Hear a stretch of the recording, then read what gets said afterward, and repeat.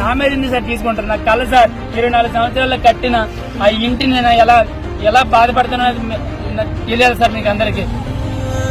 అక్కడో మాట ఎక్కడో మాట ఆడే మా పద్ధతి కాదు సార్ మాకు. ఇక్కడ ధనాన్పేట గేదెల రాజారావు అని ఆయన ఉన్నారు సార్.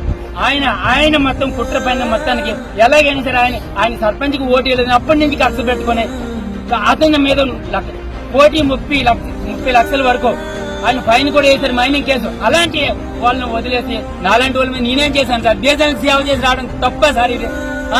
అలా కాకుండా ఇంకా ఎన్క్రోచ్మెంట్ ధనంపేట విలేజ్ టోటల్ గా చాలా ఎన్క్రోచ్మెంట్లు చేశారు వాళ్ళందరూ కలిపి. పోరంబ భూములన్నీ మొత్తం ఉన్నాయి వాళ్ళ దగ్గర.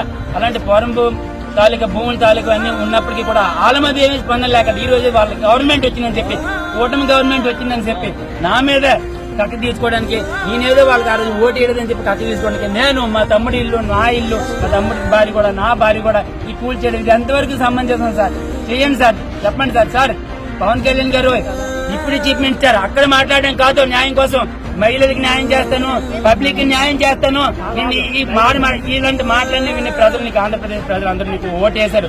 ఆ ఓటుని వినియోగించుకుని, ఆ పవన్ వినియోగించుకుని నీకు కానీ దమ్ముంటే నువ్వు చెయ్యి, ఏదైనా సరే చేయాలనుకుంటే మంచిగా చెయ్యి, అంతే తప్ప ఈ విధంగా చేయకు. అదేవిధంగా చంద్రబాబు నాయుడు గారు కూడా నేను చెప్తున్నాను, వార్నింగ్ ఇచ్చి చెప్తున్నాను.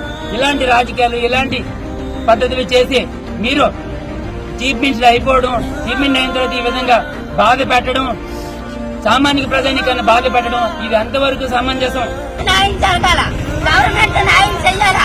చంద్రబాబు నాయుడు గెలిస్తే 3 రోజులు అవ్వలేదు, మా ఇల్లు తీసేశారు. అక్కడి నుంచి ఆర్డర్ తెచ్చామన్నారు, అంజాయికి నెట్టుకోండ్రు. అయితే ఊర్లకే తీసేస్తాన్రా, దేశాలకే తీసేస్తాన్రా. జగన్ గెలిచినప్పుడు ఇల్లు తీసేశారా? జగన్ గెలిచినప్పుడు ఊరికి తీసేశారా? జగన్ గెలిచినప్పుడు ఆడవాళ్ళు అన్యాయం చేశారా? ఎందుకు ప్రభుత్వం వచ్చి మమ్మల్ని తీసేయడానికి? మా కష్టపడి కొట్టుకోండి నా కొడుకులు, మాకైనా ఒక్కడికి ఎంజాయ్ లేదు. ఆ ఇల్లు పెంచాలా, మేము పెద్ద చేసుకుంటాం, మా పిల్లలు పెంచుకుంటామని ఒకటి గుడ్డు వేసుకెళ్ళి కూలి చేసి బతుకుతున్నా. నా కొడుకులు అన్యాయం చేశారు.